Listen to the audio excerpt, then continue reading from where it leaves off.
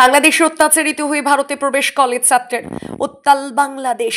চিন্ময় প্রভুর মুক্তি চেয়ে আন্দোলন করার অভিযোগে কট্টরপন্থী মৌলবাদীদের তাণ্ডব ও হুমকি ও মামলার জেরে প্রাণভয়ে ঘর ছাড়ল হিন্দু যুবক। রাজগঞ্জ ব্লকের করতোয়া নদীর সাঁতরে ভারতে প্রবেশ করলে তাকে আটক করে বিএসএফ, তুলে দেয় রাজগঞ্জ থানার পুলিশের হাতে। জিজ্ঞাসাবাদের পর তাকে গ্রেফতার করে পুলিশ।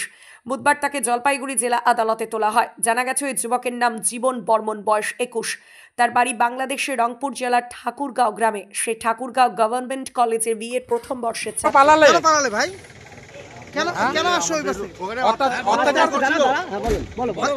আমি একজন সনাতনী, আমাদের হিন্দুদের উপর অনেক টর্চার হচ্ছে, যার কারণে আমি বাংলাদেশ থেকে ইন্ডিয়াতে আসি। তোমার নাম কি? আমার নাম জীবন বর্মন। 21। কি অত্যাচার হচ্ছিল? আমাদের হিন্দুদের উপর খুব টর্চার হচ্ছিল। তোমার পরিবারের উপরে টর্চার হয়েছে? কি হুমকি দিয়েছে? আমাদের